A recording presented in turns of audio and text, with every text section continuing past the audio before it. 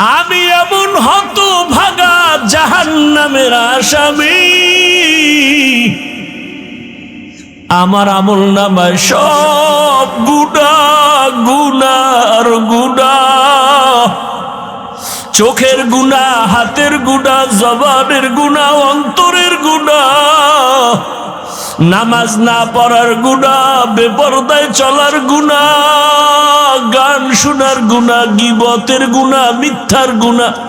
আমার আমল নামায় গুনাহ ছাড়া কিছুই নাই। তবে আমার আমল নামায় জীবনের একটা ভালো কাজের একটা নেক আমল আছে, কিন্তু একটা নেক দিয়ে তো জান্নাত পাবো না। আমার অনেক গুনাহ বেশি, নেক একটা, এক নেক দিয়া জান্নাত আমি পাবো না। তবে আজকে এই বিপদের সময় আমি চাই আমার ভাইটাকে নেকটা দিয়া সহযোগিতা করি। ও ভাই, তুমি আমার নেকটা নিয়ে নাও। বলে তুমি জাহান্নামে যাবে, তোমার একটা নেক দিয়ে আমারে, তোমার লাভ কি? কয় আমার লাভ তো কিছুই না, তবে একটা তৃপ্তি, আমার একটা ভাইয়ের উপকার করতে পেরেছি, এটাই আমার তৃপ্তি। আমি আমার ভাইয়ের উপকার করতে পেরেছি। ও জগৎ সারের মুমিন, রহমতের নবী বলেন খায়রুন নাস মান ইয়ানফাউন নাস, ভালো মানুষ তো ওই ব্যক্তি যে অন্যের উপকার করে। আজকে দেখো তাকায়া, যে যত ক্ষতির মধ্যে পড়ে কাছের মানুষের কারণে, আপন লোকটাই ক্ষতি করে, দূরের মানুষ তেমন করে না। অমুকের জবাই করেছে কে, তদন্ত করে রিপোর্ট বের হয় আপন বডিগার্ড, আপন কর্মচারী, আপন বাড়ির দারোয়ান, ড্রাইভার, আপন। অথচ রাসূল বলেন তুমি তো ভালো মানুষ হতে হলে এমন হও যে তোমার দ্বারা কারো ক্ষতি হবে না। এর নামই তাকওয়া, আল্লাহর ভয়। কারো উপকার করতে না পারলেও ক্ষতি করব না, কারো প্রশংসা করতে না পারলেও বদনাম করব না। ওই আল্লাহর বান্দা একটা নেক দিয়া বলে আমি ভাইয়ের উপকার করি, এটাই আমার তৃপ্তি, আল্লাহর আদালতে চলে যাবে। ওই বান্দা বলবে আল্লাহ নেক পেয়েছি, জান্নাত দাও। কয় পাইলি কই? ছেলে? কয় না। মেয়ে? না। কে দিয়েছে? বলে আমার রক্তের কেউ দেয়নি। তবে আল্লাহ আমি হাঁটতেছি, তোমার এক বান্দা চোখের পানি ছেড়ে কাঁদে জাহান্নামের ভয়। ওই বান্দা তার আমল নামায় সব গুনাহ, একটা নেক ছিল, ওই নেকটা আমাকে দিয়েছে। কেন কেন? তাকে দা আমার সামনে আনো। সামনে আনবে। তুমি কি এর একটা নেক দিছো? বলে হ্যাঁ আল্লাহ দিয়েছে। কেন? তুমি জান্নাতে যেতে চাও না? বান্দা কাঁদতেছে, আল্লাহ আমি যাবো কেমন, আমার তো নেক নাই, আমার গুনাহ গুনাহ গুনাহ, হাতের গুনাহ, চোখের গুনাহ, মিথ্যার গুনাহ, গুনার অভাব নাই। তবে আমার ভাই একটা নেকের অভাবে কান্না করে। আমি চাইছি আল্লাহ আমার একটা ভাইয়ের যদি একটু দয়া করতে পারি একটা নেক দিয়ে, এটা আমার তৃপ্তি। অন্তত আমি জাহান্নামে যাব, তবে আমার ভাইটা জান্নাতে চলে যাবে। আল্লাহর কুদরতি অন্তরে মায়ার জোশ,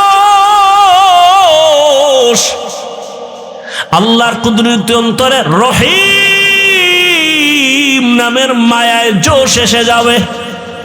আল্লাহ বলবেন হে গোলাম, যে কঠিন মুসিবতের সময় তুমি তোমার একটা ভাইকে একটা নেক দিয়া দয়া করেছো, আমি মালিকের দয়া তো তার থেকে 1000 গুণ বেশি।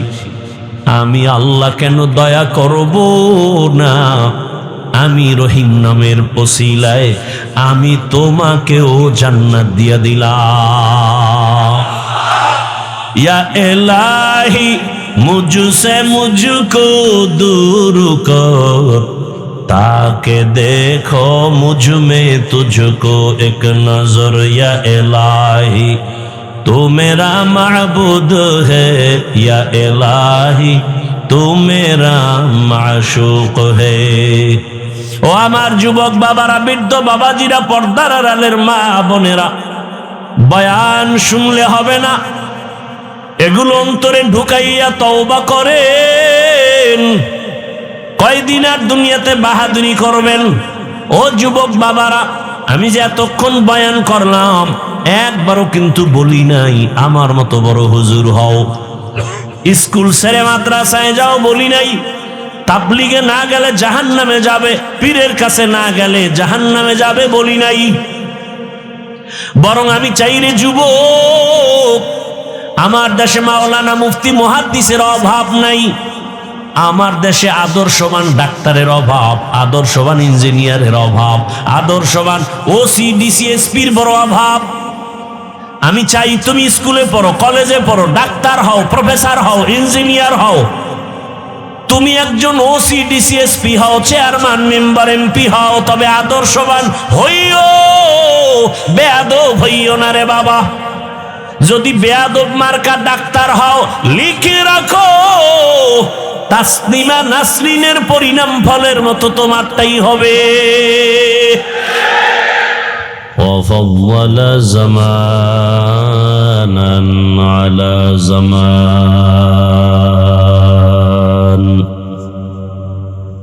كما فضل مكانا على مكان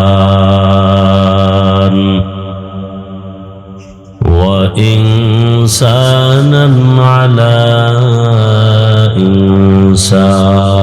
إنسان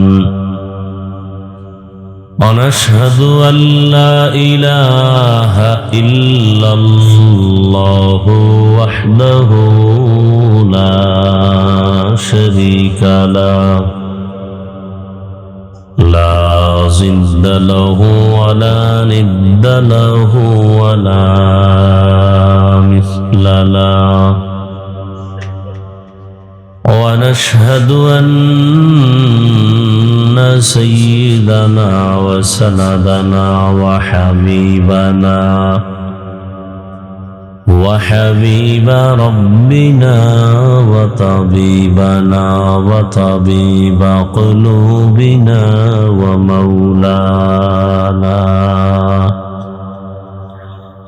ومولانا محمدا عبده ورسوله اللهم صل على محمد النبي الأمي وعلى آله وسلم تسليما وبعد فأعوذ بالله من الشيطان الرجيم بسم الله الرحمن الرحيم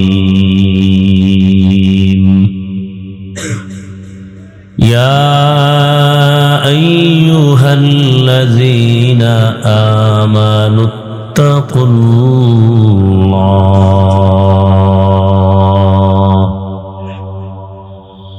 يا أيها الذين آمنوا اتقوا الله وكونوا مع الصادقين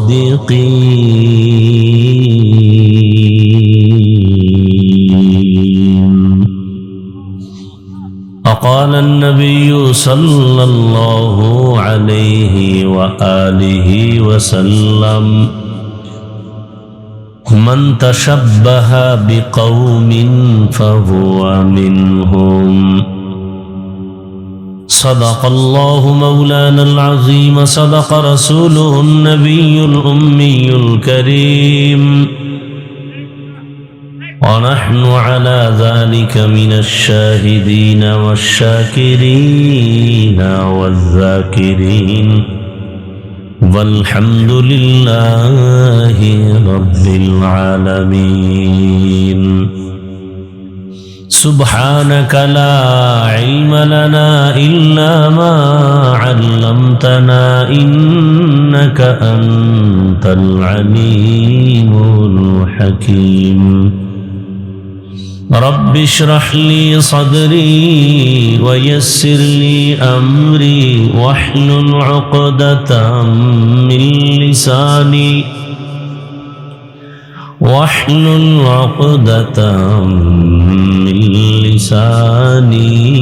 يفقه قولي निगाह मुमिन से तो बदल जाती है तकदीर निगाह मुमिन से तो बदल जाती है तकदीर ये बंदा की कुव्वत नहीं कुदरत का इशारा ये बंदा की कुव्वत नहीं कुदरत का इशारा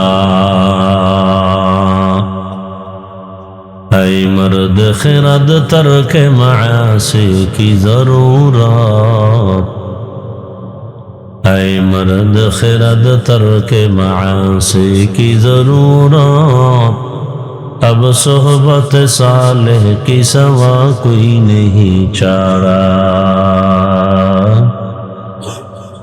अब सोहबत सालेह की सवा कोई नहीं चारा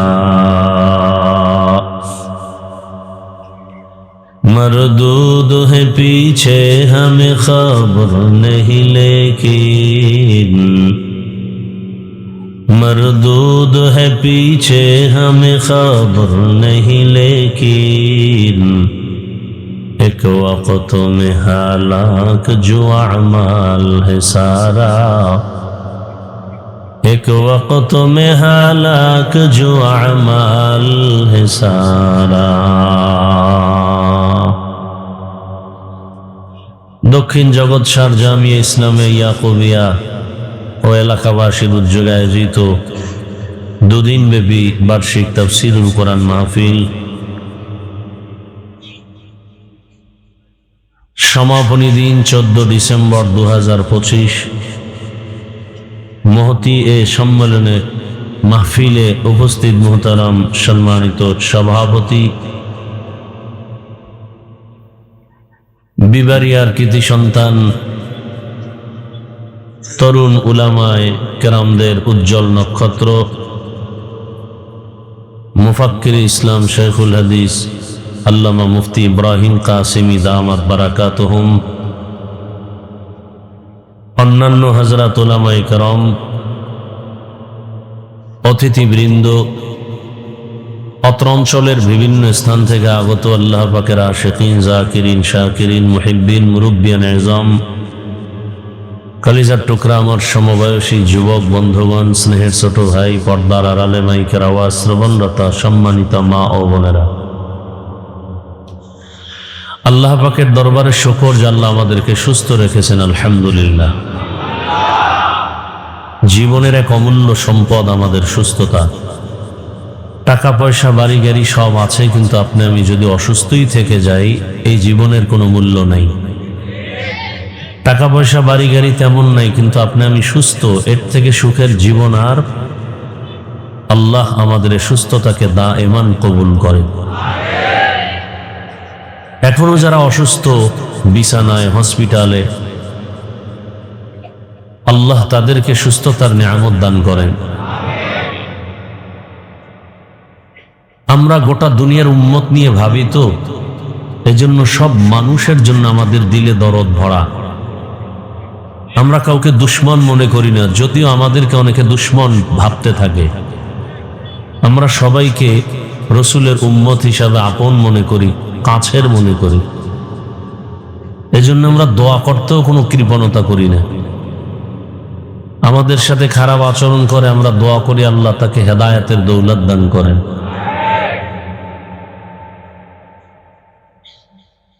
সার্বিক বিবেচনায় পরিস্থিতি তেমনটা সুন্দর না। দিনে দুপুরে যদি গুলি করা হয়, এগুলো বরদাস্ত করা যায় না। রাত্র গভীর ঠান্ডা মাথায় কিছু কথা শোনার চেষ্টা করবেন, বোঝার চেষ্টা করবেন। চিল্লাচিল্লি করার দরকার নাই। আমি প্রশ্ন করলে জবাব দিবেন স্বাভাবিক আওয়াজে। আমরা ভদ্র, ইসলাম শান্তির ধর্ম। ইসলাম আমাদেরকে আদব শিখায়, আদর্শ শিখায়। পৃথিবীর আর কোনো ধর্মে, আর কোনো তন্ত্রে মন্ত্রে মানুষকে আদর্শওয়ালা বানায় না, আদবওয়ালা বানায় না। খুব খেয়াল করি। আমরা দোয়া করি, আল্লাহ সমস্ত অসুস্থ রোগীদেরকে সুস্থ করুন। আমাদের ওলামায়ে কেরামরাও দোয়া চেয়েছেন সবার কাছেই। ইদানিংকালে বিএমপির চেয়ারপারসন যে অসুস্থ মুমূর্ষ অবস্থায় আছেন, দেশবাসী জানেন, দোয়া চান। ওলামায়ে কেরামও দোয়া চেয়েছেন, আমিও দোয়া চেয়েছি, আজও দোয়া চাই, দোয়া করি। এবং এই যে কয়েকদিন, পরশুদিন সম্ভবত শুক্রবার, গুলিবিদ্ধ হয়ে অসুস্থ আছেন ওসমান হাদি নামের ভাই, আল্লাহ তাআলা সুস্থতার নেয়ামত দান করেন। আল্লাহর থেকে বড় ডাক্তার আর কেউ নেই। আমাদের সুস্থতার জন্য বেশি বেশি দোয়া করি, আর অন্যের জন্য দোয়া করলে নিজের জন্য আগে কবুল হয়। আমি দোয়া করলাম এই অঞ্চলের সবাইকে আল্লাহ মাফ করে দিন। আল্লাহর নিজাম কি, একজন ফিরিস্তাকে পাঠিয়ে দেন, জিজ্ঞেস করেন বান্দা কার জন্য দোয়া করলো, বলে পুরা এলাকাবাসীর জন্য। কি দোয়া করলো? সবার জন্য মাপ চেয়েছে। নিজের জন্য বলে না। আল্লাহ বলেন সাক্ষী থাকো, সকলকে ক্ষমার আগে আমি ওকেই ক্ষমা করে দিলাম।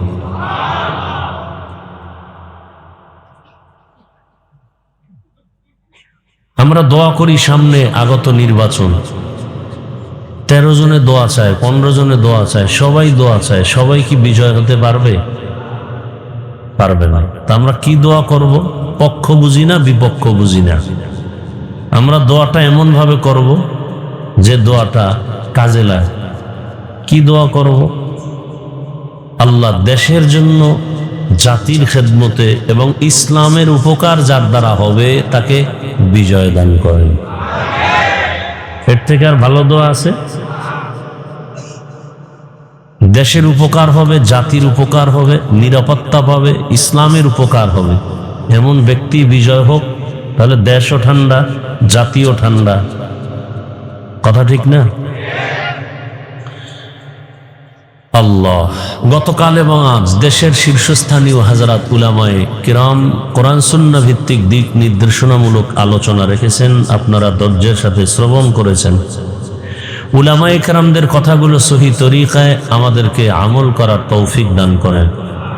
উলামায়ে কেরামের ইজ্জতকে আল্লাহ বেশি বেশি বাড়িয়ে দেন। উলামায়ে কেরামের বিরুদ্ধাচরণকারীদেরকে আল্লাহ পূর্ণ হেদায়াতের দৌলত দান করেন। আমি আপনাদের দোয়া নিতে আসছি। গত বছর আসছিলাম, তার আগেও একবার আসছিলাম, আজও এসেছি। অসুস্থতার মধ্যেই দৌড়াচ্ছি। আল্লাহ আমাকেও সুস্থতার পূর্ণ নেয়ামত দান করেন।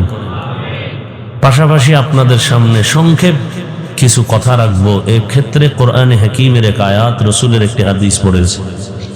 ইখলাস ও রুহানিয়াতের সমন্বয়ে সহি নিয়তে, সহি তরিকায়, সহি কিছু কথা আমাকে বলার মতো, আপনাদেরকে শুনবার মতো দয়াময় রব্বুল আলামিন তৌফিক দান করুন। ইয়া আইয়ুহাল্লাযীনা আমানুত্তাকুল্লাহা ওয়া কুনু মা'আস সাদিকিন। ও জগতের মুমিন, নারী পুরুষ, ধনী গরিব, শিক্ষিত অশিক্ষিত, যারা মুমিন,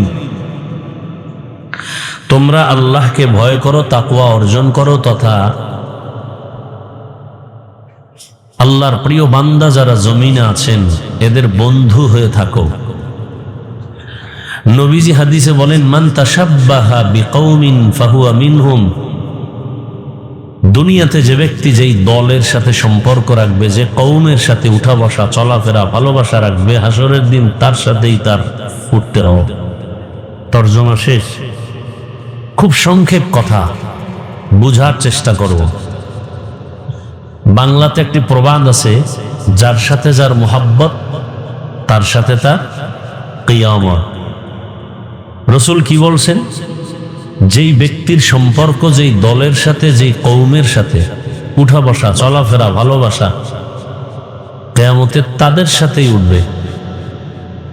আপনার আমার ভালোবাসা যদি আব্রাহাম লিঙ্কনের আদর্শের সাথে হয়, তাহলে কিয়ামতের ময়দানে আব্রাহাম লিঙ্কনের সাথেই আমাদেরকে উঠতে হবে।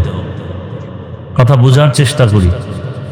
আপনার আমার ভালোবাসা, উঠা বসা, চলাফেরা, অল টাইম যদি এই ভালোবাসাটা মাও সেতুনের আদর্শের সাথে হয়, লেনিনের আদর্শের সাথে হয়, কালমার্সের আদর্শের সাথে হয়, এদের সাথেই হাসরের দিন উঠতে হবে। আপনার আমার সম্পর্কটা কেউ যদি মনে করে কি বলে, বাংলাদেশের আদর্শ বিক্রি করেনওয়ালা এরশাদ সাহেবের আদর্শের সৈনিক আছে না, এরা উঠতে বসতে সর্বত্র প্রচেষ্টা চালায়, আমরা এরশাদ সাহেবের আদর্শ বাস্তবায়ন করব। কিয়ামতের দিন ওই আদর্শ নিয়ে যারা চলবে, হাসরের দিন তাদের সাথেই হাসর হবে। কেউ যদি শেখ মুজিবুর রহমান সাহেবের আদর্শের সৈনিক বলে উঠা বসা চলাফেরা করে, এটাই ভালোবাসার মূল থিম হয়, সব বিষয় কে জানে? আল্লাহ তো ভালো জানে, তার সাথেই হাসর হবে।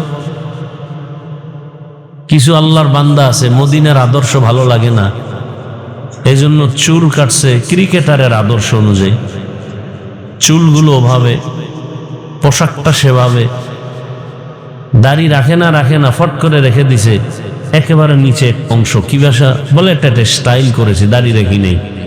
কি স্টাইল কেন? বলে আন্তর্জাতিক মানের খেলোয়াড়দের স্টাইল। কিয়ামতের দিন খেলোয়াড়দের সাথেই তোমাকে উঠতে হবে। আর যার ভালোবাসা আল্লাহর সাথে, রসুলের সাথে, কোরআন হাদিস, উলামায়ে কেরামের সাথে, কিয়ামতের দিন রসুলের সাথে, ওলামাদের সাথেই তার হাসর হবে। যার সাথে যার মোহাব্বত তার সাথে তার কিয়ামত। খুব খেয়াল করবেন, আমি যতটুকু কথা বলবো আপনাদের সামনে, আমার মূল একটা বিষয়কে আমি মাথায় রেখে কথা বলবো, সেটা হলো আমার জীবনের মূল ইসলাম, আমার জীবনের মূল কোরআন, আমার জীবনের মূল আল্লাহ এবং রসুল। আমি সেই বিষয়টাকে মাথায় রেখে কথা বলবো, এবং ইসলাম, কোরআন হাদিস যা বলে আমি ওই বিষয়ে চেষ্টা করব শালীন ভাষায় বলার জন্য। কোরআন হাদিসের সব বয়ান করা যায় না, যদি হুবহু বয়ান করতে থাকি তাহলে এখানে প্রত্যেকটা মানুষের কলিজা পুড়িয়া ছাই হয়ে যাবে, কারণ সব হলো রুগী, সব কি রুগী। ওই মাগরিবের পরে বয়ান করছি নবীনগর ওই অঞ্চলে, মনে হয় সম্ভবত ওখানে বলেছিলাম, না ওখানে না, গতকাল, যে আমার কাছে কোরআন হাদিসের বাইরেও বয়ান আছে। কোরআন হাদিসের বাইরে বয়ান করলে কারো দিলে কষ্ট লাগবে না, মজার বয়ান আছে। আর কোরআন হাদিসের ভেতর দিয়ে বয়ান করলে কলিজা ছিদ্র হয়ে যাবে। সব বয়ান বেনামাজির বিরুদ্ধে, সব বয়ান সুদখোরের বিরুদ্ধে, সব বয়ান বেপরদাওয়ালার বিরুদ্ধে, কোরআন হাদিসের সব বয়ান দুর্নীতিবাজের বিরুদ্ধে, কোরআন হাদিসের সব বয়ান জালেম, ধর্ষক, খুনি এদের বিরুদ্ধে, চোরের বিরুদ্ধে, ডাকাতের বিরুদ্ধে। এখন আমি কোরআন হাদিসের ভেতর থেকে যদি আমি আয়াত পড়ি আর বয়ান করি, তাহলে আমার তো ওই বয়ানটা করতে হবে। আমরা তো চিকিৎসক, হসপিটালে চিকিৎসা হয়, অপারেশন হয় দেহের, কোরআনের বাগানের হসপিটালে অপারেশন হয় রুহের।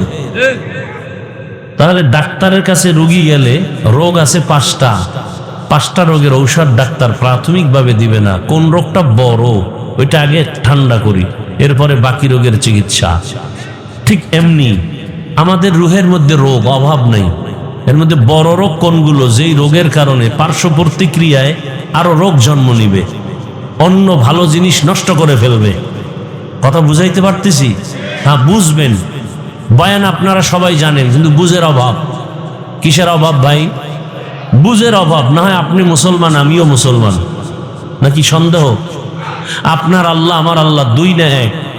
কোরআন নবী, হাদিস, ধর্ম, কালেমা, কাবা, পৃথিবীতে আসার সিস্টেম, বিদায়বেলা কাফনের সংখ্যা, আমাকেও 3 কাফন, আপনাকেও 3 কাফন। আমার সম্মানে একটা কাফন কেউ বাড়ায় দিবে? গরিব মরে গেছে, তার দুর্বলতার কারণে একটা কাফন কম হবে, কালার হবে আলাদা, তাও এক। কি কালার হবে?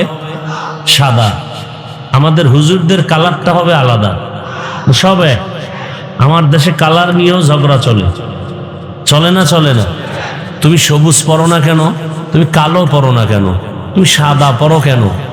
এরকম কালার নিয়েও ঝগড়া। আমাদের জীবনের শেষ বিদায়ের কাফনের কালার সবার এক। কবরের সাইজ একটু ব্যবধান না, তাও এক। কবরের প্রশ্ন তাও এক। 3 প্রশ্ন সবার বেলা। তাহলে আল্লাহ এক, নবী এক, কোরআন এক, হাদিস এক, কাবা এক, ধর্ম এক, কালেমা এক, সব এক। অথচ বুঝটা কত দুর্বল আপনার। দেখেন, আমিও মুসলমান, আমিও ইসলাম ধর্মের মানুষ, আপনিও ইসলাম ধর্মের মানুষ, অথচ আমি টুপি খুলতে চাই না আর আপনি টুপি দিতে চান না। আপনাকে আলাদা টুপির ফজিলতের বয়ান দিতে হয় আমাকে। আমি নামাজ ছাড়তে চাই না, আপনি নামাজ পড়তে চান না। পড়েন না তো পড়েনি না, আবার বলেন নামাজ না পড়লে কি হবে, দিল পরিষ্কার। আপনাকে নামাজের গুরুত্বের বয়ান দিতে হয় আমার। এবার বুঝেন আপনি কত ভিআইপি জগতের মুসলমান আর আমরা কত দুর্বল মুসলমান। আপনি মসজিদে না ঢুকলে, আমরা ঢুকলে শান্তি, না ঢুকলে লজ্জা। আর আপনি কেমন মুসলমান? মসজিদে ঢুকতে গেলে লজ্জা।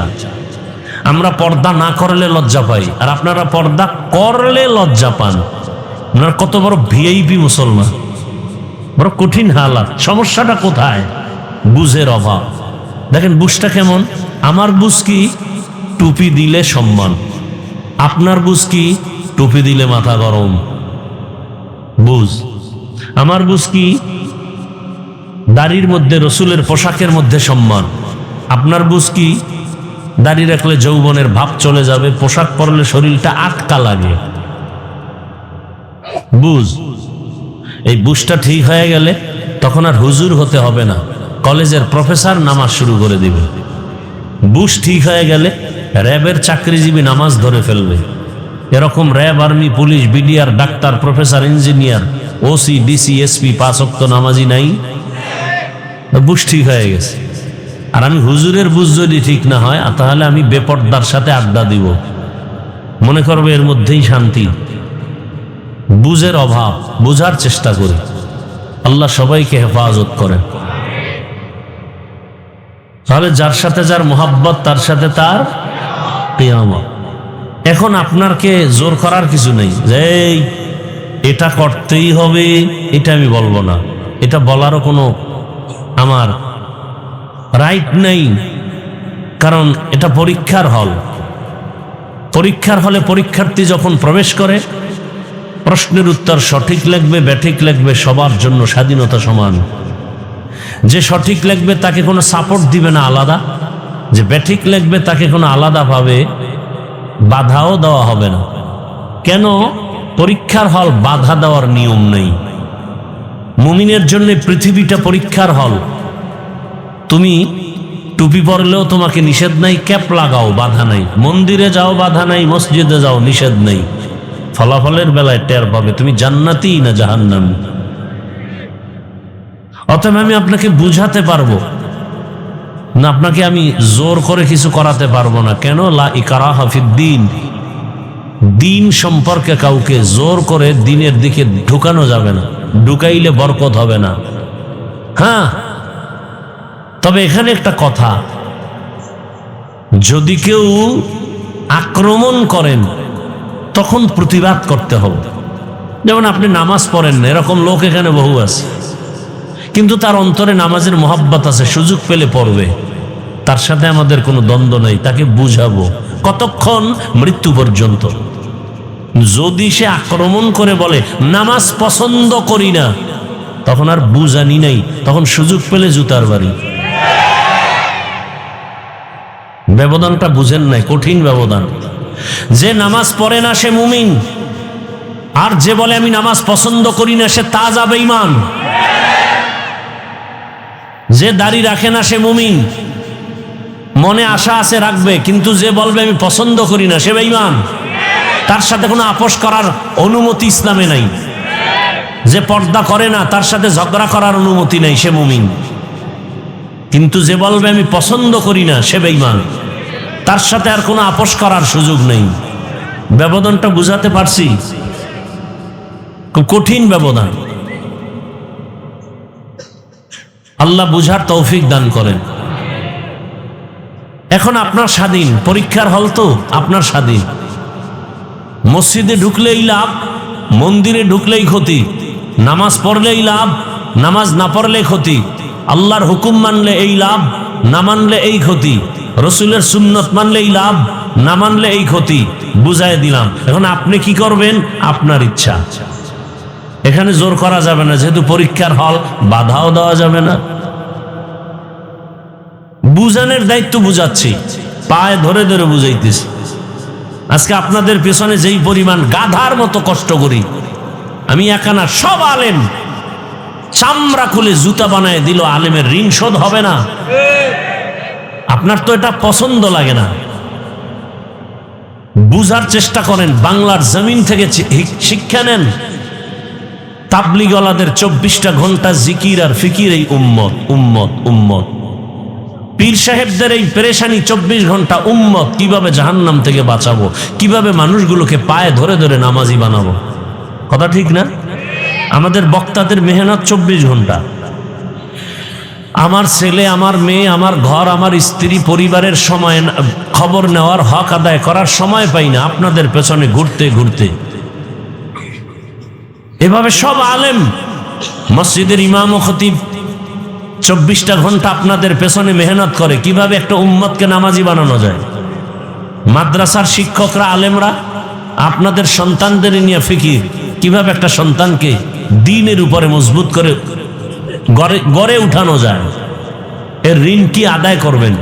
হ্যাঁ, মাঝে মাঝে আদায় করেন, গালি দিয়া, ফেসবুকে বিরোধিতা করে ঋণ আদায় করতেছেন যে আলেম দেশের বোঝা।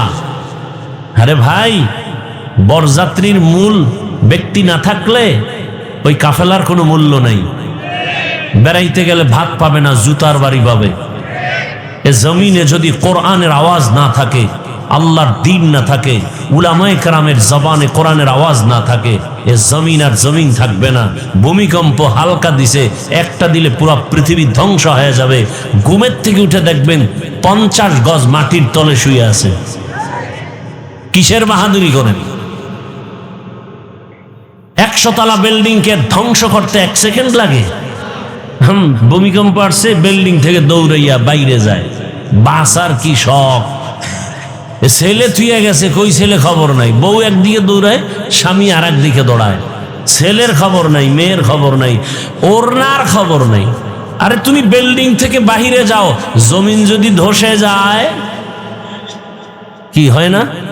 জমিন যদি দেবে যায় মাটির তলে, নিচে যায়, তা তুমি বিল্ডিং থেকে বাহির হয়ে বাঁচবা কি করে? বরং ওখানে বসে আল্লাহকে তওবা করো আর গুনাহ মাফ চাও। কই, ভূমিকম্প হওয়ার পরে কি মসজিদে মুসল্লি বাড়ছে? তা অপেক্ষা করো, আরো গজব আসবে। সেই ঘুষ করতে এখনো ঘুষ খায়, সুদ করতে এখনো সুদ খায়, তওবা তো করলো না। এই জাতিকে আর কোন গজব দিলে সোজা হবে? আল্লাহ হেদায়েত দান করুন। কি আপনাদের ধারণা কি তাল মিলাবেন না? আমার কথাগুলো বুঝার চেষ্টা করবেন এবং বুঝে শুনে জবাব দিবেন। আমি কোরআন হাদিসের ভেতর থেকে বলবো না বাহির থেকে বলবো? ভেতর থেকে বলবো। সহ্য করতে পারবেন? বুঝেন কিন্তু কোরআন হাদিসে যা আছে আমি টু দি পিওর ওই স্কেলে বলবো, একটা কথা বাহির থেকে বলবো না। যদি মনে হয় বলে ফেলেছি, ভুলে ধরায় দিবেন। আমি এখন কানে ধরে তওবা করে নিব সবার সামনে। কিন্তু আমার সব কথার মূল কি? কোরআন হাদিস ইসলাম, এটা আমার মূল। ইসলাম ঠিক, সব ঠিক। ইসলাম ঠিক নেই, কিচ্ছু ঠিক নেই। ইসলামকে চিনেন না, জানেন যে একটা ইসলাম আছে, চিনেন না ইসলাম কি। যদি চিনতেন, আমি যেমন টুপির জন্য পাগল, আমি যেমন রসুলের আদর্শের জন্য আশেক পাগল, আপনিও পাগল হয়ে যেতেন। না, রসুলের সুন্নাত ছেড়ে দেয়া যায় না। আপনি বুঝেন না ইসলাম যে কত সুন্দর একটা ধর্ম, আপনি বুঝেন না, জানেন না পৃথিবীতে একটাই মাত্র ধর্ম মানুষের কল্যাণের, চূড়ান্ত কল্যাণ, যেখানে অকল্যাণ বলতে কিচ্ছু নেই, একটাই মাত্র ধর্ম ইসলাম। পৃথিবীতে এমন এক ধর্ম ইসলাম, এর মতো সহজ, সুন্দর, শালীন ধর্ম আর পৃথিবীতে দ্বিতীয়টা নাই। খোদার কসম, আমার কথা অবিশ্বাস করলে কবিরা গুনাহ হবে। দেখাই দি ইসলাম কি, নগদ দেখাই, দেখাবো। এই যে এক প্যান্ডেলে আপনারা বসছেন, ধরে নেন এরকম একটা মানুষের আয়োজন যদি বিবেরিয়ার কোনো টাকাওয়ালা বাহাদুর সাহেব করতে চান, যে আমি এতগুলো মানুষ এক জায়গায় জমা করব রাত্র 12টায়, তখন তার পেরেশানিটা কেমন? এক নাম্বার, এই লোকগুলো আসতে আর যাইতে ফ্রি গাড়ি দিতে হবে। আপনাদেরকে ফ্রি গাড়ি দেওয়া হয়েছে? হয়নি। নাম্বার 2, এই মানুষগুলো আসার পরে বসার জন্য ভিআইপি চেয়ার দিতে হবে, চেয়ার। তাও কিন্তু এই বেহেশতি মানুষ আসবে না, অধিকাংশ গাঞ্জা করে সে হাজির। আপনাদেরকে ভিআইপি বিছানা দিছে তো, চেয়ার কি দিছে? এর থেকে পৃথিবীতে 3rd ক্লাসের আর কোনো বিছানা হতে পারে? অথচ কোনো কষ্ট আছে? সব আলেম, সাদা দাড়িওয়ালা মুরব্বীরা চুপচাপ বসে আছে, কে ধনী কে গরিব, কে আলেম কে মূর্খ, সব একাকার। আল্লাহ মানুষকে বিবেক দিছেন, বিবেকটাকে কাজে লাগান। পশুকে আল্লাহ বিবেক দেন নাই। একটু বুঝেন, বুঝার চেষ্টা করেন। আমি আপনাদের দুশ্মন না, আমি আপনাদের কলিজার বন্ধু। পাও ধরার জন্য আসছি, গালি দিতে আসি নাই। আপনাদের পাও হাত দিয়া বুঝাইয়া আপনাদেরকে শান্তির দিকে দাওয়াত দিতে আসছি। প্রয়োজনে পাও ধরা লাগলে নিচে এসে পাও ধরব, সেই অবস্থায় আসছি, গালি দিতে আসি নাই। এরপরে এই লোকগুলোকে সাহেব এখানে জমা করার পরে চেয়ারে বসাইলেন, ফাঁকে ফাঁকে নাস্তা দিতে হবে। যদি একটু প্যাকেটে টান পড়ে তো চেয়ারের বাড়ি, বাতাসে উড়বে চেয়ার। আবার কিছু কুলাঙ্গার দেখা যায়, তাদের নিজেদের তর্ক বিতর্ক বিশৃঙ্খলা ভিডিও করে জাতিকে দেখায়, দেখেন আমরা কত বড় বেয়াদ্দব। আমার কথাগুলো চিন্তা করতেছেন তো? আচ্ছা, আপনাদের এখানে আসার পরে 3rd ক্লাসের বিছানা দিল, কারো অন্তরে কষ্ট নাই। নাস্তা দিছে কতবার? মোনাজাতের পরে দেয়া হবে, হবে না? হবে না, কষ্ট নাই।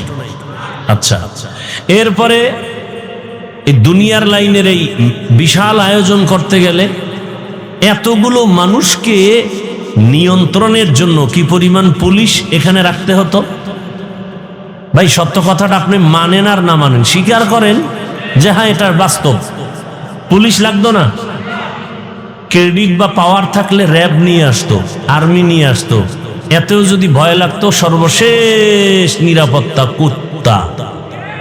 কারণ মানুষের উপরে বিশ্বাস নেই, বডিগার্ড বডির উপরে গুলি মারে।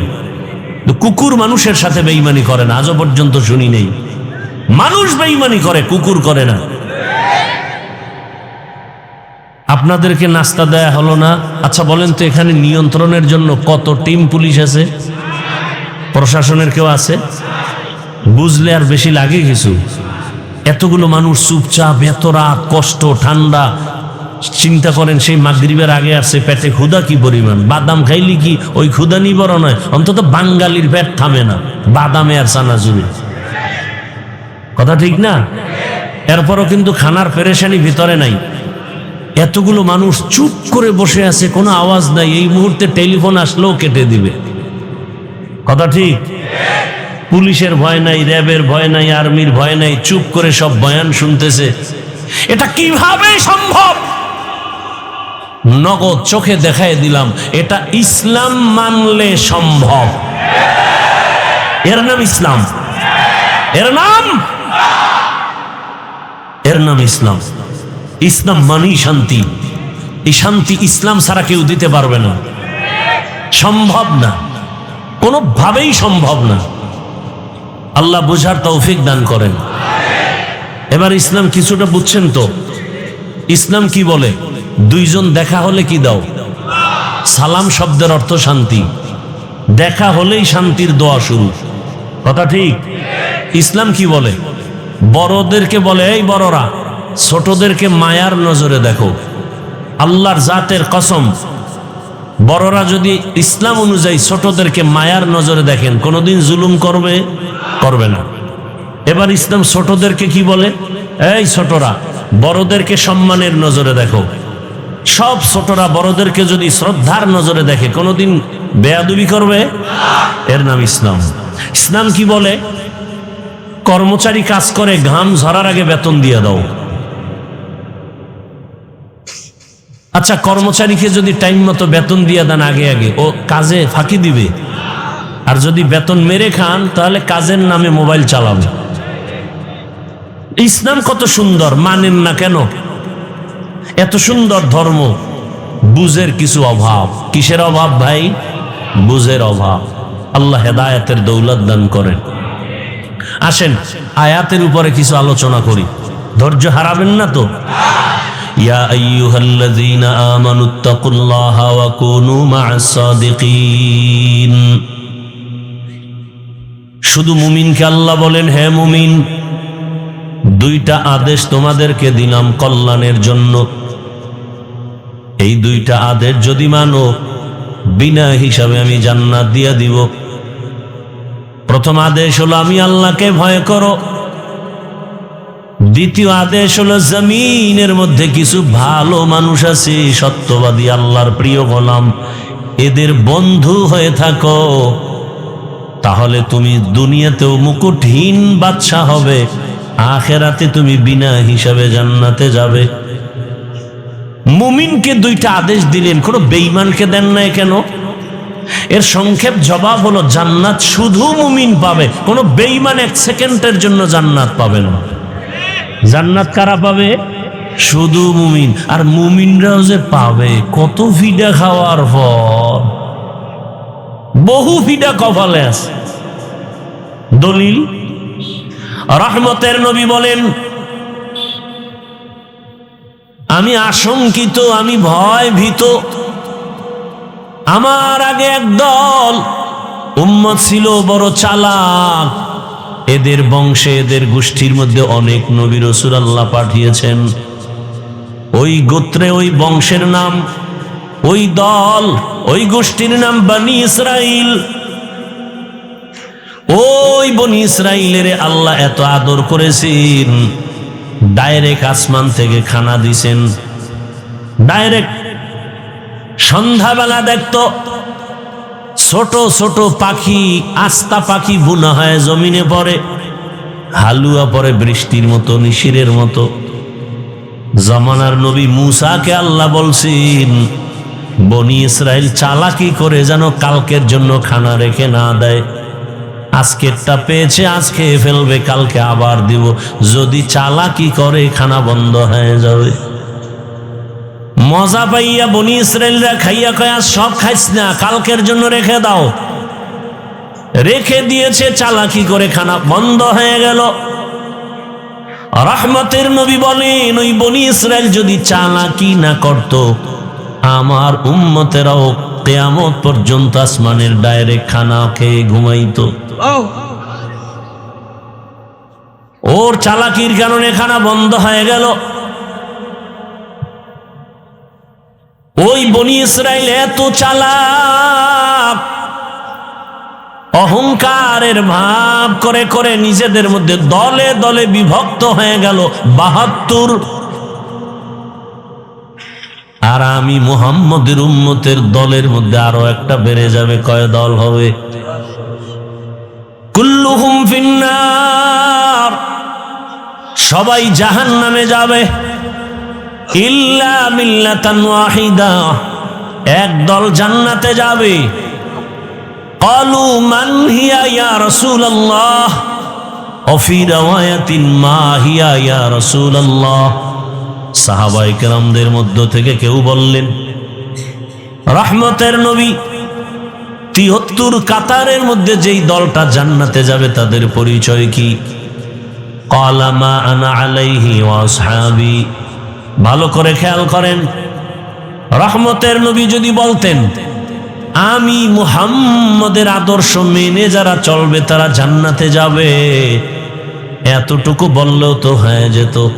নবী এতটুকুই বলেন নাই, রহমতের নবী বলেন দুইটা আদর্শকে অ্যাডজাস্ট করে যারা জীবন চালাবে তারা জান্নাতে যাবে। এক হল আমি মুহাম্মদের আদর্শ, আর আমার হাতে গড়া ছাত্র সাহাবায়ে কেরামের আদর্শ যারা মেনে চলবে। অতএব ১৫০০ বছর পরে ফাইনাল এখান থেকে আমরা শিক্ষা নিলাম, যদি কেউ বলে আমরা মুহাম্মদ আর নবী মানি, সাহাবাদেরকে মানি না, এরা মুসলমান হলো, এরা ৭২ কাতার জাহান্নামীদের অন্তর্ভুক্ত। তুকু যাও सुन्नते अहमद को जाबा मोहम्मद कैबुअद निस्बत रामन अहब्बा सुन्नती कौले रसूल मजदे का नमाई हम कुन कबूल। এই যে ৭২ দলেরা জাহান্নামী, একদল জান্নাতি। এই যে ৭২ দল জাহান্নামে যাবে, এখানে কোনো হিন্দু নাই, বৌদ্ধ নাই, খ্রিস্টান নাই, ইহুদি নাই, সব মুসলমান। তাহলে বুঝেন তো মুমিন জান্নাতে যাওয়ার কতটা বাধা। যেই মানুষের এত দাম, ওই মানুষ আবার জাহান্নামের লাকড়ি হবে। يا أيها الذين آمنوا قوا أنفسكم وأهليكم نارا وقودها الناس والحجارة عليها ملائكة غلاظ شداد لا يعصون الله ما أمرهم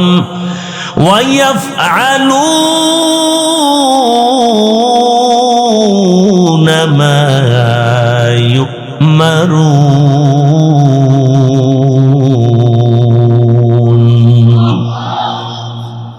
আল্লাহ বলেন, হে মুমিন, জাহান্নাম থেকে নিজেকে বাঁচাও, এরপরের দায়িত্ব আহালকে বাঁচাও।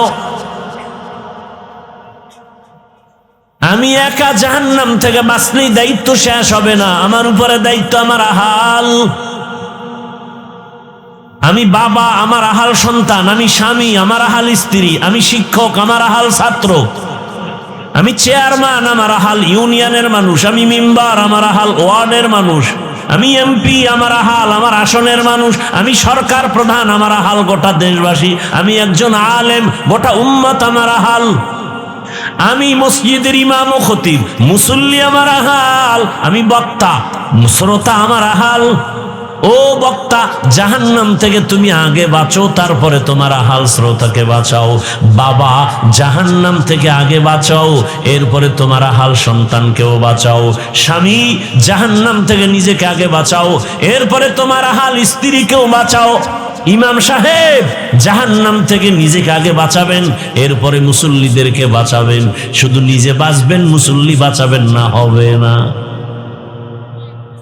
বড় কঠিন কথা। ক্বালান নবী সাল্লাল্লাহু আলাইহি ওয়া আলিহি ওয়াসাল্লাম আলা কুল্লুকুম রাইন ওয়া কুল্লুকুম মাসউলুন আন রাইয়াতিহি। সবাই দায়িত্বশীল, আল্লাহর আদালতে দায়িত্বের জবাবদিহিতার কাঠগড়ায় দাঁড়াতে হবে।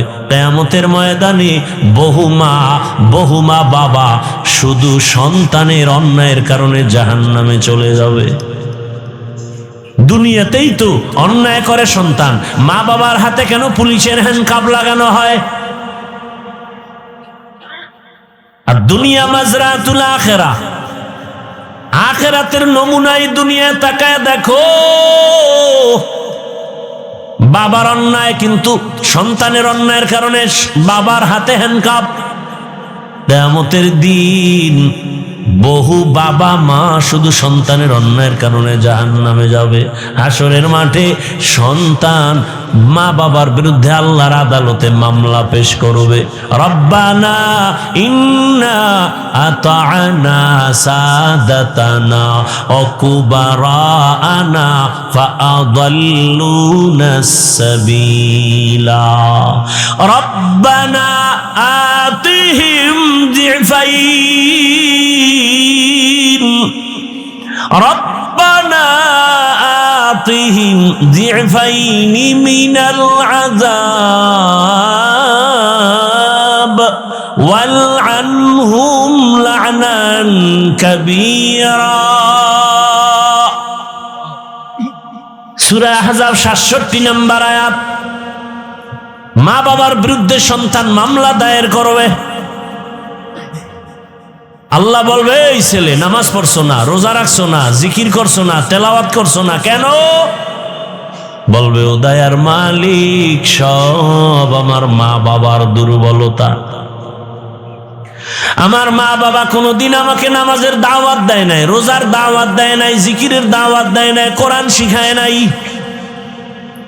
অথচ কত ডিসি দেখছি টেবিলে বসে বসে কোরআন তেলাওয়াত করে। ডিসি সাহেব ডিসির চাকরি পেয়ে কি কোরআন শিখা শুরু করেছেন? কয় না। আব্বা আম্মা সেই ছোটবেলা মক্তবে পাঠাইছেন আর ওখানে গিয়ে কোরআন শিখে ফেলেছি। অতএব জাহান্নাম থেকে নিজে বাঁচতে হবে না, আহালকে বাঁচাতে হবে। আল্লাহ বলেন, হে মুমিন, দুটো আদেশ দিলাম। এক, আমাকে ভয় করো। কাকে ভয় করো? একমাত্র আল্লাহকে ভয় করো। দুনিয়ার সব তোমাকে ভয় করবে। এই ভয়ের নাম তাকওয়া, এ ভয়ের নাম খাশিয়া, এ ভয়ের নাম খৌফ। وأما من خاف مقام ربه ونهى النفس عن الهوى فإن الجنة هي المأوى। हर के दारत खौफ हक दार दिल मदाम जन्नतुल मअवा देहद ओ रामकाम जुज़बा हक़ची ज़े मखाज़ इंसुजा फज़ले उआ मस्ते दर जुमला जहा। ঘুম আসতেছে? হ্যাঁ, অজে আসলে তো ঘুম আসে। আসলে কি আপনারা রাতে ঘুমান? আমার অভিজ্ঞতার আলোকে বলি, আমার দেশের জাতি রাতে ঘুমায় না, নিরিবিল সময়ে মোবাইলের হক আদায় করে। টাইম পায় না তো, সারাদিন ব্যস্ত। এই টাইমটাও তো একটু কাজে লাগান লাগে। আল্লাহর কাছে কি বলবে? একটা কিছু বলতে হবে তো। হাসরের ময়দানে যদি আল্লাহ জিগায় কি করছো? আল্লাহ মাইয়ার হক, পোলার হক, স্ত্রীর হক আদায় করতে পারিনি, মা বাবার হক আদায় করতে পারিনি, অন্তত একটা হক আদায় করে আসছি। মোবাইলের হক আদায় করে আসছি সারা রাত। কখন রাত 4টা বেজেছে খবর রাখতে পারি নাই, কখন আজান হয়েছে জানতে পারি নাই। মোবাইলের হকের আদায়ের ধাক্কায় এতটা ব্যস্ত যে কানের মধ্যে মোবাইলের তার ঢুকাইয়া সারা রাত ব্যস্ত। বাহিরে কি তুফান হয়েছে জানি নাই। সারাটা রাত জেনা করেছি, চোখের জেনা, হাতের জেনা, জবানের জেনা, অন্তরের জেনা। এরে আমার কলিজার যুবক, ঘুমের মধ্যে যদি আজরাইল এসে দেখে তোর কানের ভেতরে গানের তার লাগানো, আজরাইল বলবে তুই রেডি হ, পরে আসবো। কি ঘুমের মধ্যে আজরাইল আসবে না, তাই তো? হ্যাঁ, মরণ থেকে যতই পালাও মরণ তোমায় নিবে ঘিরে। যদিও সুদূর আকাশ পানে লুকাও সেথায় লাগিয়ে সিঁড়ি। নদী পথে নৌকা চালাও ও মাঝি ভাই, বেলা ডোবার আগে আমি উপার উঠতে চাই। ডুবে গেলে বেলা রে আর উঠে না, ভেঙ্গে গেলে মেলা রে আর জমে না। ওগো নবীর উম্মতেরা, হয়ে আজি দিশাহারা। কোরআন হাদিসের চলো যখন যাহা চায় মনে, নবী বিনে কে তারাবে পুলসিরাত মিজানে। নবী বিনে কে তারাবে পুলসিরাত মিজানে। উম্মতের কান্ডারি নবী কাঁদছেন উম্মতের লাগি, এখনো কাঁদেন নবীজি শুয়ে মদিনার পানে। নবী বিনে কে তারাবে ও সিরাত মিজানে, নবী বিনে কে তারাবে ও সিরাত মিজানে। খারাপ লাগতেছে? জীবনে তো কত রাত ঘুম নষ্ট করলা শুধু গুনাহ করে, গুনাহ, গল্প, আড্ডা। কথা ঠিক নেই? আজ রাতের একটু সময় যদি ব্যয় করো নেক আমলের মাধ্যমে, হাসরের ময়দানে ভিডিও দেখবা জগৎ সারের মাঠে তুমি রাত্র 1টায় বসে আছো, আমার মালিক রহিম নামের সাইনবোর্ড লাগায়া খুঁজবি আমার বান্দাকে জাহান্নামে দিব না, কারণ জাহান্নামের আগুন সহ্য করতে পারবে না। কিন্তু একটা সূত্র বের করে দাও, কোন সূত্র দিয়ে আমার বান্দাকে জান্নাতের ভেতরে নিতে পারি। রহমতের নবী হাদিসে পাকে একটা ঘটনা আছে, বলবো। রহমতের নবী বলেন, ভাই ইকো বন্ধ করো। রহমতের নবী বলেন, রিভাবটা একটু বাড়াও। একজন আল্লাহর বান্দার আমলনামা ওজন দেয়া হবে, ওজন দেওয়া হওয়ার পর দেখবে আমলনামার ভেতরে নেক আছে, অনেক নেক, অনেক নেক, কিন্তু এক নেকের টান, একটা নেক হলে জান্নাতে যেতে পারবে, কিন্তু ওই একটা নেক নাই। ওই একটা নেক কোথায় পাবে? আল্লাহ বলে, একটা নেক দেও না হয় জান্নাতের ফয়সালা হবে না। আল্লাহর বান্দা পেরেশান হয়ে যাবে। দয়াময় রব্বুল আলামিন বলবেন, খুঁজো হাসরের মাঠে, দেখো একটা নেক কে তোমাকে দেয়। তোমার ছেলে, তোমার মেয়ে, তোমার স্ত্রী, তোমার মা বাবা, দেখো কার কাছে গেলে একটা নেক পাইবা। আল্লাহর বান্দা কাঁদবে আর হাসরের মাঠে দৌড়াবে। হাসরের মাঠ, এই জমিন হবে হাসরের ময়দান, সিরিয়ার জমিন হবে আল্লাহর বিচারালয়, এই স্টেজ হবে সিরিয়ায়। প্রথম কিবলা বাইতুল মাকদিস, ওখানে হবে আল্লাহর বিচারালয়, আদালত। আল্লাহ হাসরের ময়দানে স্টেজ কায়েম করবেন আর সিংহাসনে আল্লাহ বসবেন। বসার পরে আল্লাহ একটা কঠিন গরম আওয়াজ দিবেন, গরম আওয়াজ। সরকার প্রধান যখন ক্ষমতার চেয়ারে বসেন, জাতির উদ্দেশ্যে একটা ভাষণ দেয়নি, চেয়ারে বসিয়ে এই ভাষণ দেয়, ও দেশের জনগণ, আপনাদের ভোটের অধিকার নিয়ে আমি চেয়ারে বসছি, তবে শুনেন, দেশটাকে সুশৃঙ্খল ভাবে পরিচালনার জন্য আমাকে ইনসাফের সাথে চালাতে হবে। সেই ক্ষেত্রে কিছু আইন আছে, আইন আপনারা মান্য করে চলতে হবে। কে আমাকে ভোট দিছেন আর দেন নাই, সবার জন্য আইন সমান, আইন লঙ্ঘন করবেন কাউকে ছাড় দেয়া হবে না, জেলখানা রেডি, জরিমানা রেডি। আলা হাসরের মাঠ কায়েম করে, পুরা জমিন হবে হাসরের মাঠ, সিরিয়ার জমিন হবে আল্লাহর বিচারালয়, আদালত। আল্লাহ এত গরম একটা আওয়াজ দিবেন, ওই আওয়াজে হাসরের ময়দানটা থরথর করে কেঁপে উঠে, মানুষ বেহুশ হয়ে যাবে। আরে বাবা রাগ করে সন্তানের উপরে, এত পরিমাণ রাগ, ওই সন্তানের রাগটা কে থামাবে? বাবায় যখন রাগ হয়ে গেছি সন্তানের মারবে, একটা ছুরি হাতে নিয়ে কয়, পেলে এখন জবাই করব। ওই বাবার রাগ কেউ থামাতে পারে না। স্ত্রী পাশে গিয়া বসে সুন্দর কথা বুঝায় বুঝায় থামায়, এই স্বামী আমার, এত পাগল হলে কি হবে? এই মুহূর্তে তুমি রাগ করেছো, সন্তানটার উপরে যদি একটা অ্যাক্সিডেন্ট করেই ফেলো, তুমি তো আবার কান্না করবা। থামো।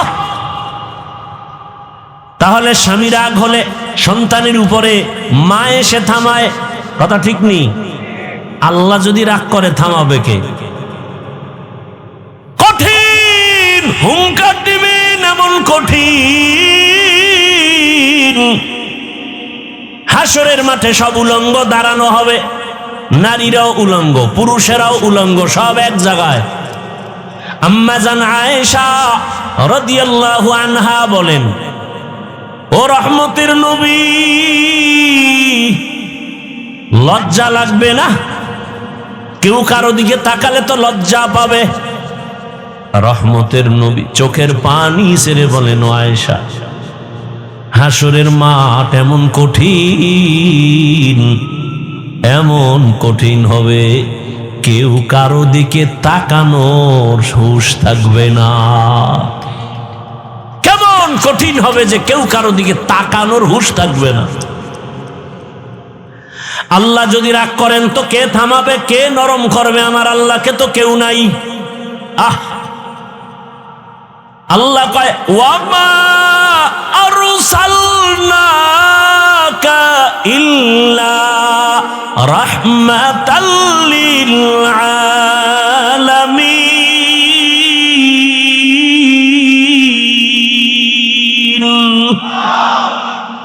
আমি তো একজন রহমতের মানুষ বানায় রাখছি, যে শুধু দুনিয়ার রহমত না, এমন এক ব্যক্তি যে আখিরাতের মাঠেও রহমত। আল্লাহ বলবেন, হাসরের মাঠ এখন প্রস্তুত, মানুষগুলো সব মাটির নিচে। সবার আগে জিবরাইল আমিনকে বলবে, যাও আমার সিংহাসনের পার্শ্বে রহমতের নবীকে নিয়ে আসো, আমার ডান পার্শ্বে আমি বসাবো।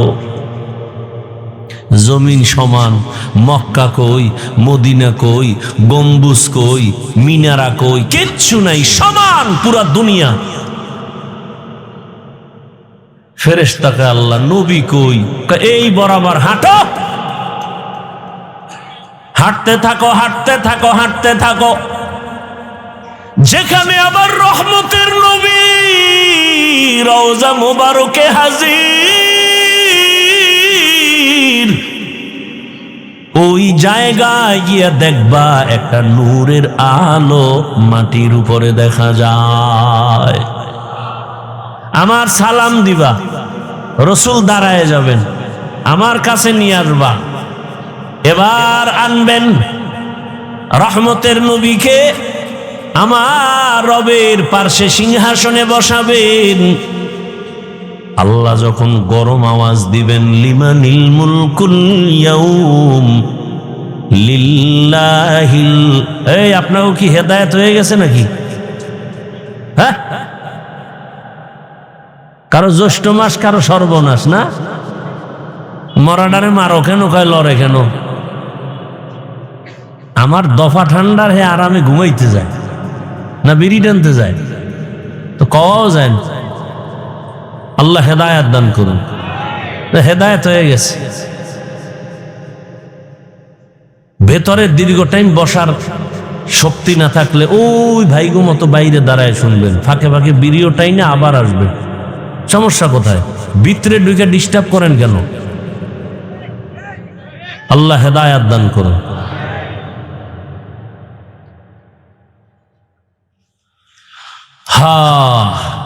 রহমতের নবী আল্লাহর পার্শ্বে থাকবেন, সিংহাসনের পার্শ্বে।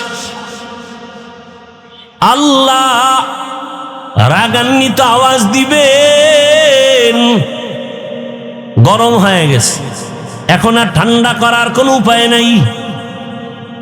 হঠাৎ আমার আল্লাহ একটু কুদরতের নজর দিয়া রহমতের নবীর চেহারার দিকে যখন তাকাইবেন, আগুন যেমন মোমকে গলায় দেয়, রহমতের নবীর চেহারা মোবারকে একটু নজর দেওয়া মাত্র আমার আল্লাহর কুদরতি রাগটা পানি হয়ে যাবে। ইমামুল আউয়ালিন আল আখিরিন बहरे सदका रहमतन लिल आलमीन सय्यदुल कौनैन खत्मुल मुरसलीन आखिर आमद बुदे फखरुल अव्वलीन। भाइरा आमार, ওই আল্লাহর বান্দা পাগলের মতো ঘুরবে, একটা নেকের টান কোথায় পাবো? হাসরের মাঠ, মানুষের কান্নার আওয়াজ, সবাই পাগলের মতো করবে। কোথায় যাবে? জাহান্নামের আগুনের গরম, সূর্যের গরম, ওদিকে জমিনটা সূর্যের গরমে পুড়িয়ে তামা হয়ে যাবে, না দাঁড়ানো যায়। উপরে গরম, নিচে গরম, চতুর্দিকে শুধু আওয়াজ, জাহান্নামের চিৎকারের আওয়াজ। জাহান্নাম চিল্লাইবে আর বলবে, ও রব্বে কারীম, বেনামাজি গুলো বেনামাজি কোথায়? আমার পেটে দাও, আমার পেটে ক্ষুধা। গুনাহগার বেপরদাওয়ালারা কোথায়? আমার পেটে ক্ষুধা, তাড়াতাড়ি আমার ভেতরে দাও। আল্লাহ বলবে, একটু অপেক্ষা কর, আমি বিচারটা শেষ করে তোর বেনামাজিগুলো তোর পেটে দিতেছি, বরে খা, মজার মতো পেটের ক্ষুধা নিবারণ করবি। ও আমার যুবক বাবারা, বৃদ্ধ বাবাজি, পর্দার আড়ালের মা বোনেরা, কয়দিন এই দুনিয়ার বাহাদুরি, চোখের সামনে লাশ আর লাশ, ঘুমের ভেতরে লাশ, পানির নিচে লাশ, গাড়ির নিচে লাশ, কয়দিন করোনায় লাশ, ডেঙ্গুর লাশ, এক এক করে কত বন্ধু চলে গেল রে বাবা। ওই আল্লাহর বান্দা ঘুরবি, একটা নেক হলে আমি জান্নাতে যেতে পারি। ঘুরতে ঘুরতে সন্তানের পাবে, বাবায় বলবে, এই সন্তান, একটা নেক আমারে দে, আমি জান্নাতে যেতে পারবো। সন্তান বলবে, আমি বাবা ছাড়া দুনিয়াতে আসতে পারি নাই, তবে তুমি যে আমার বাবা বিশ্বাস করি না। যাও। বাবা চোখের পানি ছেড়ে কাঁদবেন, ঘুরবে, কোথায় যাব? স্ত্রীর কাছে যাবে, একই জবাব। মা বাবার কাছে যাবে, একই জবাব। নিরুপায় হইয়া পাগলের মতো কাঁদবে আর ঘুরবে। হঠাৎ করে যখন মালিকের কাছে যাবে, হঠাৎ দেখে এক পার্শ্বে বুড়া কাঁদতেছে। ও ডাক দেবে, এই মেয়ে এদিকে আস। তুমি কান্দো কেন? আমি কান্দি আমার জ্বালায়, তুমি কাঁদো কেন? কয়, আমার একটা নেকের অভাব, আমার বহু নেক আছে, তবে একটা নেক হলেই পরিপূর্ণ হয়, জান্নাত পাই। তো কই গেছিলা? কয়, ছেলে দেয় না, মেয়ে দেয় না, কেউ দিবে পরের কথা, পরিচয় দিতে চায় না, কেউ আমার আপন হয়ে একটা নেক দিল না। এইবার ওই বান্দা বলবে, ভাই, বলতে পারো হাফিজ ভাই, ডাক্তার হব, ইঞ্জিনিয়ার হব, তবে আদো বলা হতে হবে, বেয়াদব হব না। এ কথার ব্যাখ্যা কি? ভালো করে মনে রাখো যুবক, লিখে রাখো। 3 জায়গায় বেয়াদবি করবা না, লিখে রাখো, কসম আল্লাহর, করলেই মরার আগে তোমার ধ্বংস শুরু। কয় জায়গায়? 3 জায়গায় বেয়াদবি করবা না। 1 নাম্বার হলো মা বাবা। মা বাবার সাথে যদি বেয়াদবি করো, আর মা বাবা যদি কষ্ট পেয়ে নিঃশ্বাস ফেলে বলে, আহ, তোমার ধ্বংস শুরু। 2 নাম্বার জায়গা শিক্ষক।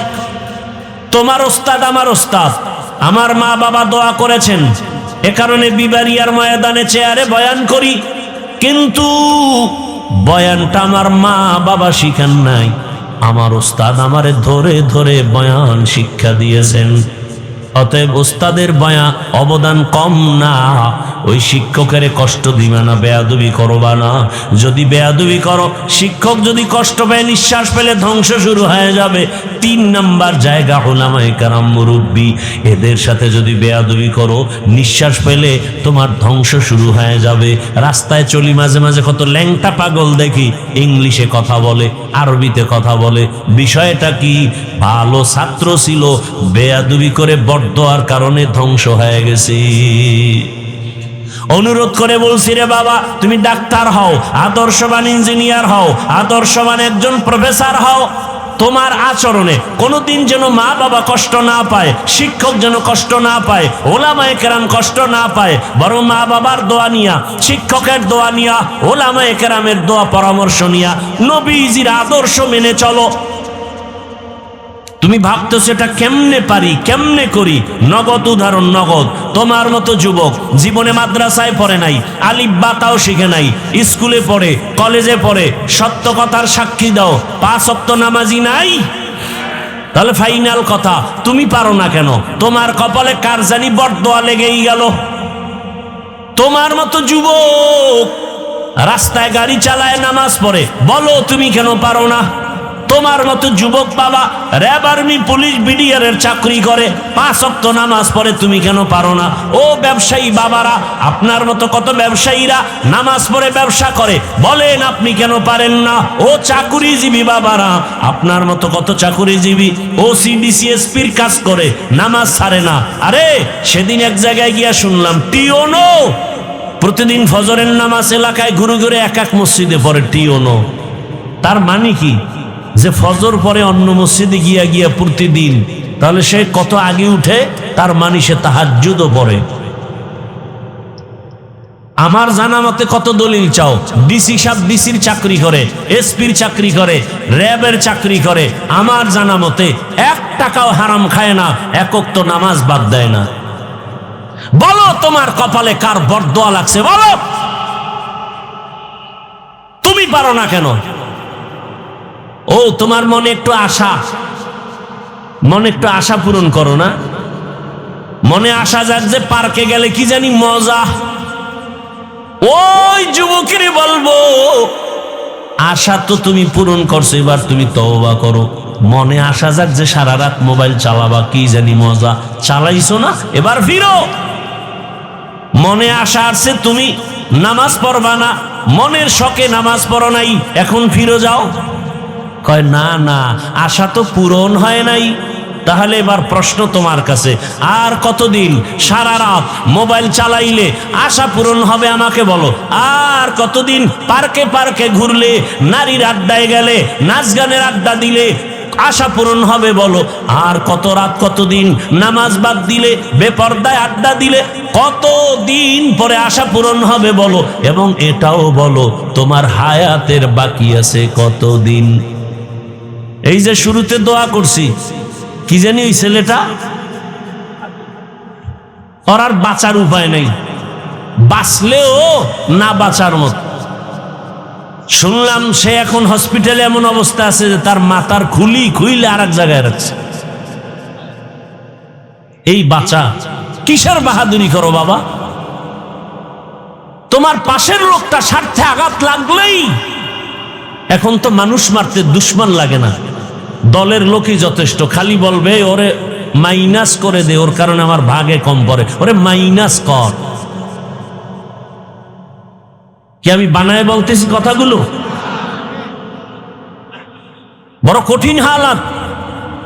আপনি মনে করেন আপনার বন্ধু, কে বন্ধু? স্বার্থে আঘাত লাগলে টের পাবেন কে বন্ধু। সামনে আপনি টাকা দিবেন, এই দিবেন, সেই দিবেন, প্রশংসা কি আপনার জন্য জীবন দিবে, পিছনে গিয়ে কত সমালোচনা করে। এটা যদি অটো রেকর্ডিং থাকতো গোটা দুনিয়া জোড়া, তখন টের পাইতেন কে কার বন্ধু আর কে দুশ্মন। আর মিয়া, আপনি একজন অন্য মানুষকে চিন্তা করেন, কোন দুনিয়াতে বসবাস করতেছেন যেখানে ছেলে মাকে হত্যা করে, মা ছেলেকে জবাই করে, স্বামী স্ত্রীকে হত্যা করে, স্ত্রী স্বামীকে হত্যা করে। সেই যুগে আপনি কার উপরে নির্ভর করে চলতেছেন? কাকে আপনি বন্ধু মনে করতেছেন? কেউ বন্ধু না। হ্যাঁ, সবার থেকে তুলনামূলক এই দুনিয়াতে আপনাদের চিরন্তন ভালো বন্ধু ওলামায়ে কেরাম। এরা জীবন দিবে, কারো ক্ষতি হতে দিবে না। আল্লাহ হেদায়াত দান করুন। আম্মা জানদেরে বলি, মা, এই অঞ্চলের মধ্যে আপনার মতো কি কোনো মা নাই? পর্দা করে, নামাজ পড়ে, স্বামীর মাল হেফাজত করে, মোবাইলে সময় নষ্ট করে না। রে আম্মা জান, আমি আজ বলে গেলাম, আপনাদের একটা সন্তান আল্লাহ দিয়েছেন, আপনি আদর্শমান একটা ডাক্তার বানায়া যান। জীবনটা ধন্য হবে আপনার। সন্তান ডাক্তারি করবে, রোগী দেখবে, নামাজ পড়বে, কোরআন পড়বে, মা বাবার জন্য দোয়া করবে। এমন একজন ডাক্তার রেখে যান। এই যুবকেরা, ডাক্তার জাকির নায়েকরে সারা দুনিয়ার বাসী চিনেনি, প্রশংসা করে, অথচ সে হোমিওপ্যাথিক ডাক্তার। কে জানে তার বাড়ি কই, ঘর কেমন, মা বাপ কেমন, অথচ তার এত সুনাম। এক সময় লেকচার দিত, মাযহাব মানার দরকার নাই, কিন্তু আল্লাহর কুদরত, পৃথিবীর আরাম চাঁদের আলোর হাতে ধরা খাইছে, হাতটা লাগাইছে তো ধৈরেই 10 মিনিট বয়ান দিয়ে দিছে। 10 মিনিট বয়ান দেওয়ার শোনা মাত্র, লেকচার শোনা মাত্র কয়, হযরত আমার বুঝ ঠিক হয়ে গেছে। এবার ডাক্তার সাহেব 40 মিনিটের একটা লেকচার দিয়া কয়, মাযহাব না মানলে ইসলাম মানার কোনো রাস্তা খোলা নাই। ডাক্তার জাকির নায়েক সাহেব হঠাৎ করে ধরা খেয়ে, যেই ব্যক্তির হাতের 10 মিনিটের লেকচার শুনে নিজের বুঝ ঠিক হয়ে গেছে, সেই ব্যক্তি বর্তমান দুনিয়ার জগৎ শ্রেষ্ঠ একজন আলেম, জগৎ শ্রেষ্ঠ একজন মুফতি, একজন জাস্টিস, যার মাত্র 10 মিনিটের লেকচার শুনতে ইউরোপ, আমেরিকা, লন্ডন, কাতার, কুয়েতওয়ালারা, জেনারেল লাইনের মানুষরা অপেক্ষায় থাকে। ওনার 10 মিনিটের লেকচার শুনবো, আমাদের শিডিউল দাও। মদিনা ভার্সিটি, পৃথিবীর সব জেনারেল লাইনের আলেম ওলামা মেয়া বাদ দেন, ওনার 10 মিনিটের লেকচার শুনতে পাগল গোটা দুনিয়া। জানুয়ারির 12 তারিখ বাংলাদেশে আসবে 1 সপ্তাহের সফরে, জীবনের শেষ সফর। আমার দেশের জেনারেল লাইনের ব্যাংকের লোকেরা, প্রশাসনিক লোকেরা বলছে আমাদের আধা ঘন্টা লেকচারের জন্য দিবেন। আল্লামা মুফতি তকি উসমানী দামাত বারাকাতুহুম, গোটা দুনিয়ার ইংরেজি শিক্ষিতরা পাগল 10 মিনিটের লেকচার শোনার জন্য। ওনার লেখা উর্দু লেখা বই, আরবি লেখা বইয়ের বাংলা অনুবাদগুলো পড়েন না, দেখবেন কি পরিমাণ জ্ঞান ভেতরে ঢুকানো। জাকির নায়েক সাহেব তার 10 মিনিটের কথা শুনে বলে, মাযহাব না মানলে ইসলাম মানার রাস্তা খোলা নেই। ভাইরা আমার, ভালো মানুষ যারা হইছে, এই যুবক, তোর মতো সারা রাত মোবাইলে আকাম করলে জীবনে ডাক্তার জাকির নায়েক হতে পারত না। হাসো, নির্লজ্জের মতো হাসো। তোর মতো একটা যুবক গোটা দুনিয়া নেতৃত্ব দিবে, সেই মেধা তো আল্লাহ যুবকের দিয়েছে, নষ্ট করো কেন? আমি তো চাই তুমি এমন ডাক্তার হও, জাকির নায়েকের মতো সারা বিশ্ব তোমাকে চিনবে, এমন ইঞ্জিনিয়ার হও গোটা দুনিয়া তোমাকে চিনবে, মরে গেলে মানুষের হৃদয় অমর হয়ে থাকবে। আর সেই জীবন চাইলে 3 জায়গার দোয়া নাও। কয় জায়গার মনে আছে তো? মা বাবা, শিক্ষক, ওলামায়ে কেরাম। বেয়াদবি করিও না, আর পেছনের গুনাহ থেকে তওবা করো। মনে মনে আল্লাহকে বলো, আল্লাহ জীবনে তো গুনাহ কম করি নাই, নফসের ধোকায় পড়ে তওবা করি। আমি ডাক্তারি পড়ি, ইঞ্জিনিয়ারিং পড়ি, আমি জেনারেল লাইনে পড়ি। ঢাকা কলেজে গিয়া দেখো না কত যুবক কলেজে পড়ে, বড় পাগড়ি মাথায়, বড় দাড়ি, বড় জামা পরে যায় কলেজে, ঢাকা কলেজে। আরে মাওলায় কবুল করলেই তো সম্ভব, চেষ্টা করো। দুনিয়াতে জীবনের মাথা উঁচু করে দাঁড়াও। তোমার মেধা, তোমার প্রতিভাকে নষ্ট করো কেন? এক মোবাইল ধ্বংস করেছে সব, ওখান থেকে নিজেকে ফিরাও। বখাটে সন্তানদের আড্ডা থেকে নিজেকে বাঁচাও। জীবন শেষ হয়ে যাবে, যৌবন নাই, লেখাপড়া নাই, কিচ্ছু নাই। তওবা করো, আল্লাহ তুমি আমারে মাফ করে দাও। আর নামাজ ছাড়বো না, দাড়ি কাটবো না, বেপরদায় চলবো না। মা বাবার দোয়া, শিক্ষকের দোয়া, ওলামায়ে কেরামের দোয়া নিয়া নবীর আদর্শ মেনে চলবো। ও মা ও বোনেরা, এখনো তওবা করেন, আল্লাহকে মনে মনে বলেন, আর বেপরদায় চলবেন না, নামাজ ছাড়বেন না, মোবাইলে সময় নষ্ট করবেন না, স্বামীর মাল খেয়ানত করবেন না। আল্লাহর কাছে খাঁটি অন্তরে তওবা যদি করতে পারেন, আল্লাহ জীবনের গুনাহ মাফ করে দিবেন। হাসরের ময়দানের ভয় আর ওলামায়ে কেরামের পরামর্শ নিয়ে নিজের আত্মাটারে পবিত্র করবেন, তাকওয়ার মানদণ্ডে চলবেন, গুনাহ ছাড়বেন। আল্লাহ পাক রব্বুল আলামিন তওবার দরজা খুলে রাখছেন। যদি বান্দা খাঁটি অন্তরে তওবা করতে পারে আল্লাহ জীবনের গুনাহ মাফ করে দিবেন। ও দয়ার মালিক, মনে মনে ডাকো, আমার আল্লাহর মতো দয়াময় কেউ নাই। হে আল্লাহ, এই ময়দানে কুদরতের নজর দিয়া দেন, এই ময়দানের প্রত্যেকের হেদায়েতের মালা গলায় পরায়া দেন। আমিন। আলহামদুলিল্লাহি রাব্বিল আলামিন, ওয়াসসালাতু ওয়াসসালামু আলা সাইয়্যিদিল আম্বিয়া ওয়াল মুরসালিন ওয়া আলা আলিহি ওয়া আসহাবিহি আজমাইন। ইয়া আরহামার রাহিমিন, ইয়া আরহামার রাহিমিন, ইয়া আরহামার রাহিমিন। রব্বিরহামহুমা কামা রব্বায়ানি সগীরা। আল্লাহুম্মা ইন্নাকা আফুউন কারীম তুহিব্বুল আফওয়া ফা'ফু আন্না। আল্লাহুম্মা ইন্না নাসআলুকা রিযাকা ওয়াল জান্নাহ ওয়া নাউযু বিকা মিন সাখাতিকা ওয়ান নার। اللهم إنا نعوذ بك من البرص والجنون والجذام وسيء الأسقام। رب العالمين, গুনার বোঝা নিয়ে আপনার দরওয়াজায় আমরা হাজির। উলামায়ে কেরাম, মুরব্বী, হাজী সাহেব, ব্যবসায়ী, চাকরিজীবী, পর্দার আড়ালের মা